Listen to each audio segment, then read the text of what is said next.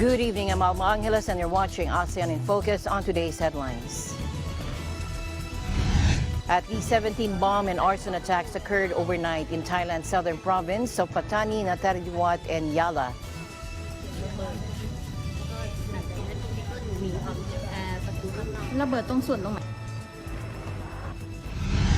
Vehicles and commuters struggled to make their way through flooded streets in Myanmar's Yangon after heavy rains fell on the commercial hub. National Security Advisor Clarita Carlos' first visit to the Western Commander Westcom and Pag-asa Island highlights the government's commitment to protecting the people and the state. จริงๆที่ผ่านมาเมื่อเดือน2 เดือนที่แล้วเนี่ยเรามีเคสจากอินเดียค่อนข้างเยอะ An Indian man has been arrested at Thailand's main airport attempting to smuggle out a menagerie of live creatures, including a white desert fox and a raccoon.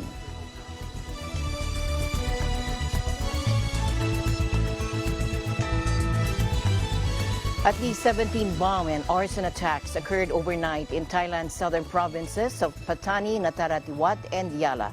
At least 7 people were injured. First, let's listen in. ใส่ของอยู่แล้วก็พนักงานขนส่งของเซเว่นก็มาถึงแล้วก็มีเสียงระเบิดแล้วก็หลังจากนั้นพวกนี้ก็หนีออกจากประตูข้างนอกระเบิดตรงส่วนตรงไหน No one has claimed responsibility for the attack so far. Police Captain Sarayut Kochwang said he received a report shortly before midnight that a suspect had entered a shop at a gas station in Yala's Yaha district, placed a black bag inside and warned employees to leave if they do not want to die. The workers left before the bag exploded 10 minutes later. 7 people were slightly injured in the incidents, according to a statement from the military, while police said they were gathering CCTV footage and other evidence. Authorities said the immediate motive for the wave of attacks was still unclear, but militants usually target symbols of the Thai state and its security forces. The coronavirus pandemic brought a lull in southern clashes between rebels and the military, but a 6-day gun battle in October last year killed 6 people. The southern region, heavily policed by Thai security forces, is culturally distinct from Buddhist-majority Thailand, which colonized the area bordering Malaysia over a century ago.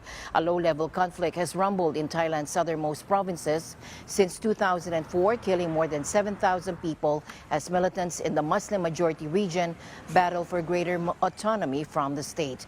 Delegations representing the Thai government and Barisan Revolusi national rebels met in Kuala Lumpur in January for their first in-person peace talks in about 2 years, though no breakthrough was reported. In other news, UN envoy Noeleen Heyzer met with top junta officials in Myanmar. Take a look. The United Nations needs to review its approach to solving Myanmar's bloody post-coup crisis, according to the junta's foreign minister telling the world body's special envoy during her first visit to the country on Wednesday. UN envoy Noeleen Heyzer met with junta chief Min Aung Hlaing and called for an immediate end to violence and the release of all political prisoners, her office said in a statement. It also said she had raised a request to meet ousted civilian leader Aung San Suu Kyi, who has been detained since the military coup and on Monday received another prison term in a secretive junta court. Heyzer's office said she had directly urged junta chief Min Aung Hlaing to impose a moratorium on all future executions. It also said she had conveyed a request from Australia's government for the junta to free detained Australian economist Sean Turnell, who is on trial accused of breaching the country's Official Secrets Act. Rights groups said they had little optimism, though, that her visit would persuade the military to end its bloody crackdown and engage in dialogue with opponents of its coup. UN envoys have visited when the military told them to, stayed where the military told them to, and met who the military arranged for them to meet, and then left when the military told them to, tweeted Mark Farmaner, director of Burma Campaign UK, a London-based rights group. During a time of increased economic strain triggered by COVID and repercussions of the war in Ukraine, the UN High Commissioner for Human Rights, Michelle Bachelet, paid a visit to Bangladesh. There, she painted a picture of rising food and fuel prices, a country extremely vulnerable to climate change and increased polarization triggered by next year's general elections. Take a look. Bangladesh has been a leader in international fora on key human rights issues, such as migration and climate change. It has also stepped up to provide refuge to more than 1 million Rohingya refugees who were forced to flee persecution and serious international crimes being committed against them across the border in Myanmar. Bangladesh also continues to face challenges on the human rights front, and I have been able to discuss many of these extensively with the government and civil society members. In such circumstances, what is key is that people from various sectors of society are heard and they feel heard. Civil society members are important resources that governments need to tap into. Critical voices can help to identify the problems, to acknowledge them, to dive deep into the causes and discuss solutions. Acknowledging the challenges is always the first step to overcoming them. My exchanges with civil society representatives were rich and insightful. This was not surprising, as Bangladesh has historically had a wealth of civil society expertise in various fields. But successive UN human rights reports have documented a narrowing civic space, increased surveillance, intimidation and reprisal, often leading to self-censorship. Laws and policies over-regulating NGO and broadly restricting the freedom of expression make it difficult and sometimes risky for them to function effectively. There needs to be a space for more dialogue among political parties and with a wide range of civil society actors to prevent grievances from building and erupting in social unrest. The voices of women, religious minorities and indigenous peoples, and especially young people, need to be heard. She encouraged governments to tap into civil society to identify, recognize, and explore the causes of problems. Acknowledging challenges is always the first step to overcoming them, said the senior UN official. She also drew attention to successive UN human rights reports that have documented a narrowing of civic space, increased surveillance, intimidation, and reprisals, often leading to self-censorship. Meanwhile, vehicles and commuters struggled to make their way through flooded streets in Myanmar's Yangon after heavy rains fell on the commercial hub. Take a look.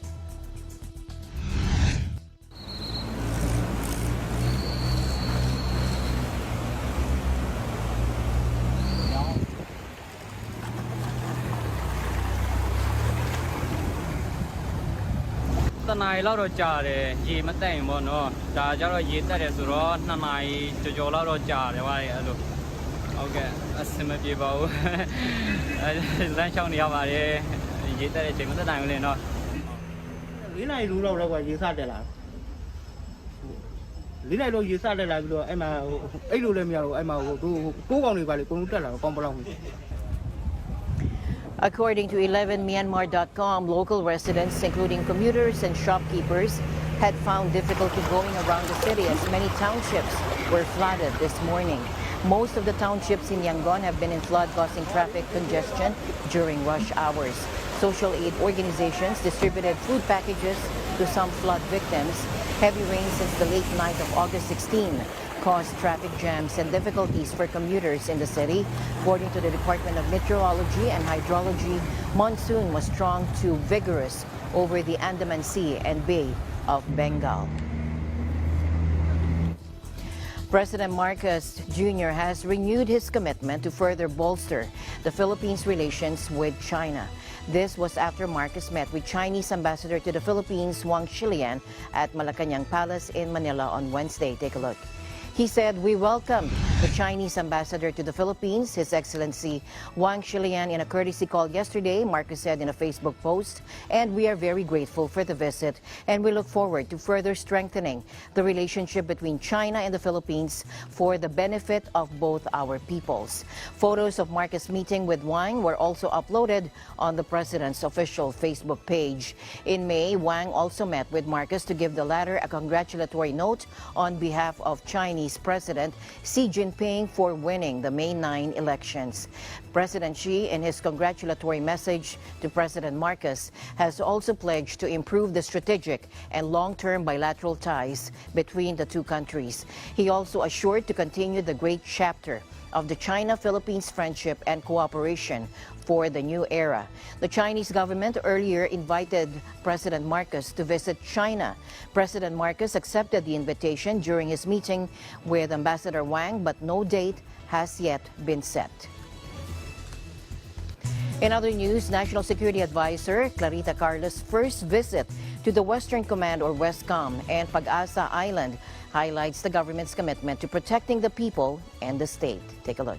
Her visit bespeaks of our common aspiration, strong stand, and unwavering dedication to protecting the people and the state under our responsibility, according to WESCOM Chief Vice Admiral Alberto Carlos in a statement Wednesday night. During her official visit to these areas on Wednesday, Carlos met first with WESCOM officials before proceeding to Pag-asa Island via military aircraft. Upon arrival, Carlos met with the officials of the local government unit of Kalayaan Town, the military, and other uniformed personnel, plus its residents. Carlos said, quote, "In collaboration with our peace partners, we have done our best in ensuring that the NSA's official visit in WESCOM's area of responsibility is worthwhile and that there will be no stones unturned as to all security matters of utmost significance. Hence, WESCOM's commitment to national security and interests is and shall always be the order of the day," unquote. And tonight's other news, Taiwan displayed its most advanced fighter jet, the missile-equipped F-16V, in a rare nighttime demonstration in the wake of China's unprecedented military drills around the island. Take a look. Now, Beijing staged days of air and sea drills. 我们不会说因为压力，所以我们就工作做不好，我们没办法，不会。因为在这块土地上生存的都是我们的亲人，都是我们的眷属。我们现在的自由民主的生活方式，都是我们非常珍贵的一个价值。我们不可能因为敌人给我们压力，所以我们就不去保卫我们的国家，那是不对。 Now, Beijing aired air and sea drills in the Taiwan Strait this month after visits by U.S. House Speaker Nancy Pelosi and a congressional delegation to the self-ruled island territory. Taipei has carried out its own drills to simulate defense against invasion by China, and on Wednesday, Air Force personnel loaded an F-16V fighter with a U.S.-made anti-ship missile in a combat readiness exercise at an airbase in eastern Hualien County. 6 5-16Vs later took off for night reconnaissance and training missions, including 2 armed with missiles, according to Taiwan's Air Force. Taiwan lives under constant threat of an invasion by China, which claims the democratically ruled island as part of its territory to be seized one day by force if necessary. Taipei has accused Beijing, meanwhile, of using the trip by House Speaker Nancy Pelosi, the highest-ranking elected U.S. official to visit in decades, as an excuse to kickstart drills that would allow it to rehearse for an invasion. Taiwan has been upgrading its aging fleet of fighters in recent years as fear of military action by Beijing rises and as its Air Force is kept under constant pressure by more frequent Chinese incursions into its Air Defense Zone, or ADIZ. In other news, the United States and Taiwan announced objectives for trade negotiations set for the early autumn in another step to boost ties even as tensions soar with China over the self-ruled island. The negotiations would cover a variety of areas, including agriculture, digital trade, good regulatory practices, and removing trade barriers, according to the Office of the U.S. Trade Representative in a statement.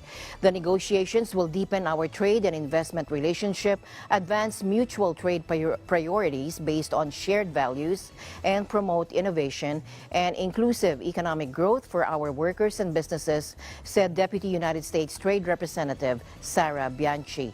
We plan to pursue an ambitious schedule for achieving high standard commitments and meaningful outcomes covering the 11 trade areas in the negotiating mandate that will help build a fairer, more prosperous and resilient 21st century economy. The talks, dubbed the U.S.-Taiwan Initiative on 21st Century Trade, were unveiled on June 1st.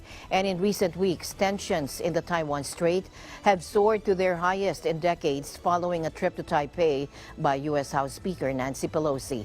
The visit sparked a furious response from Beijing, which launched its largest ever military drills around the island. China views Taiwan as its own territory to be seized one day by force if necessary, and bristles at any perceived treatment of it as a sovereign nation state.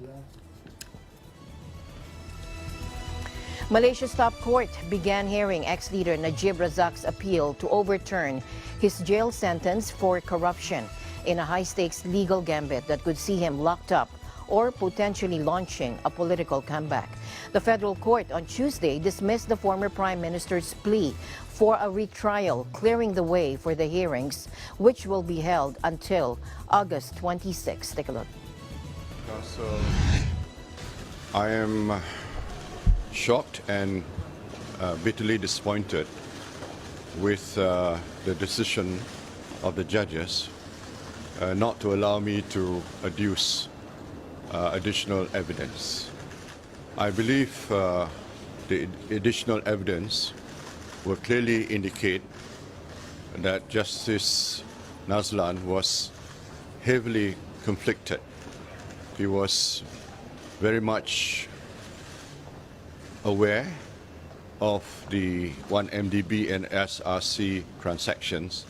As lead counsel for the team, I must say that I'm terribly disappointed with the decision of the federal court this morning in rejecting our motion to adduce further evidence. The court is now adjourned to Thursday.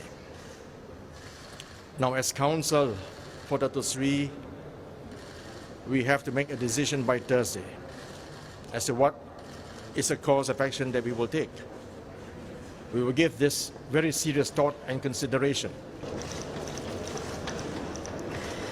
But as the hearing started, defense lawyer Hisham Tepo Tek surprised the court by telling the panel of 5 judges that he wanted to be discharged from the case.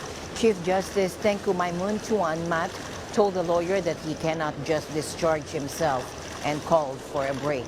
Najib was found guilty of abuse of power, money laundering, and criminal breach of trust over the transfer of 42 million ringgit or $10.1 million from a former 1MDB unit to his bank account.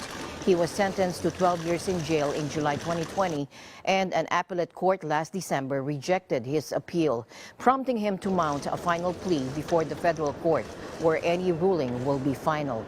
If the conviction is upheld, Najib will begin serving his jail sentence immediately, according to his lawyers.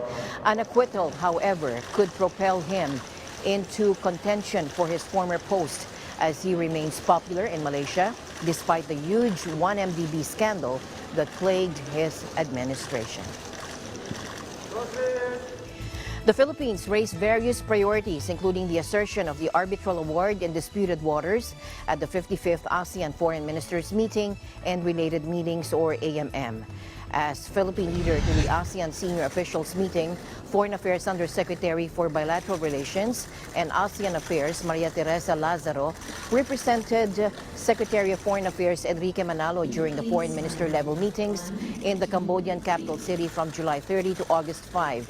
And during the 55th AMM, Ms. Lazaro reiterated that the arbitral award and the 1982 UN Convention on the Law of the Sea, or UNCLOS, are the twin anchors of policy and actions of the Philippines on the SES-WPS, or South China Sea, or West Philippine Sea. She also said that while the Philippines remains committed to regional efforts to resolve disputes, it's taking note of the growing list of countries backing the award. Lazaro expressed hope that the new EAS Plan of Action to 2023 to 2027, which was adopted during the EAS Foreign Ministers meeting, will fuel the momentum of identifying concrete ways to address pressing regional and global challenges such as public health emergencies, climate change, and emerging opportunities in digital technologies among the new generation of issues. President Bongbong Marcos Jr. said the government is now negotiating with traders to bring down the price of sugar to as low as 70 pesos per kilogram. This as the government is now trying to address the local sugar supply shortage, which is now hampering the operations of local food manufacturers and causing the price of the sweetener to rise. During an ambush interview after the Pinas Lakas vaccination drive in Manila on Wednesday, he said he already engaged in talks with traders in an effort to stabilize the price of sugar. Based on its regular market monitoring, the Sugar Regulatory Administration, or SRA, reported the price of sugar in Metro Manila supermarkets was at 93 pesos and 1 centavo per kilogram, while that being sold in public markets in the region was at 95 pesos per kilogram. The price of refined sugar in Metro Manila was even higher, reaching 115 pesos per kilogram in supermarkets and 100 pesos per kilogram in public markets. Executive Secretary Victor Rodriguez on Thursday warned that the government will continue going after unscrupulous traders jacking up prices of food items, particularly sugar, as consumers continue to feel the burden of rising costs of commodities. Rodriguez made this remark after his office ordered the Bureau of Customs to raid a warehouse suspected of hoarding thousands of sacks of sugar amid consumer complaints about high sugar prices in San Fernando City, Pampanga. Here's Trixie Angeles, the press secretary. Let's listen in. Dalawa ay kaninang umaga nagsagawa ng raid. Well, hindi po siya raid. I apologize. Nagsagawa ng exercise of visitorial powers ang ating Bureau of Customs tungo sa orders ni Executive Secretary Vic Rodriguez, tungo rin sa direktiba ng ating Pangulo na i-check ang mga warehouses para sa mga smuggled or hoarded na asukal. Kanina mayroon silang napadlock sa San Fernando, Pampanga. Nagkaroon ng on the suspicion or dahil may intel na na-receive ang BOC na ito ay possibly smuggled or suspected smuggled na asukal.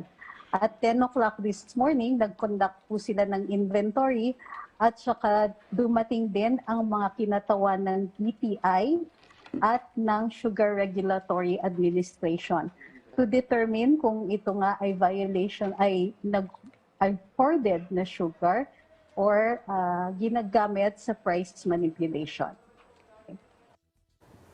The BOC agents were assisted by barangay officials and the local unit of the Philippine National Police. Customs personnel immediately seized suspected hoarded sacks of imported sugar from Thailand, neatly stockpiled by the thousands inside the warehouse. They also seized hundreds of sacks of sugar found loaded inside delivery vans. And the news continues here on Asean Focus. We'll be right back. Stay tuned.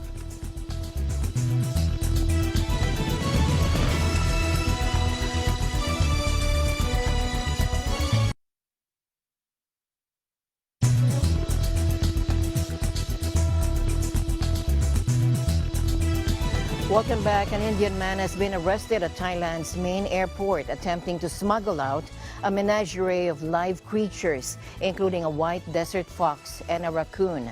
The Southeast Asian kingdom is a major transit hub for wildlife smugglers who often sell the animals on to China and Vietnam, although recent months have seen an uptick in trafficking to India. Take a look.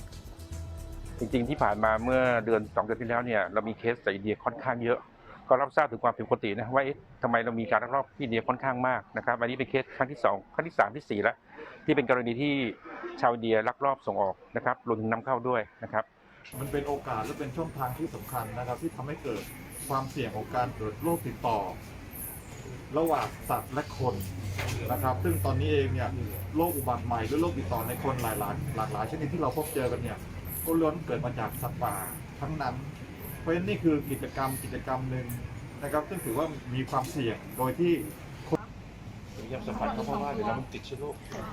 Abhilash Anaduri, 21, was found with 17 live creatures of 6 species, Thailand's Department of National Parks, Wildlife and Plant Conservation said in a statement. It said his haul included a white desert fox, 2 iguanas, and a pair of white pythons, as well as 3 monitor lizards and 8 marmoset monkeys. All of the animals were found in plastic baskets, hidden underneath sacks and packed in luggage as he passed through X-ray machines at Bangkok's Suvarnabhumi Airport Tuesday night en route to Chennai. Officials estimated the creatures would be worth around 98,000 baht or $2,760 US, but they were perplexed as to how the animals came into Thailand. Meanwhile, Indonesia celebrated its first Independence Day at its future capital in the ancient rainforest of eastern Borneo on Wednesday as the nation plans a move away from slowly sinking, traffic-clogged Jakarta.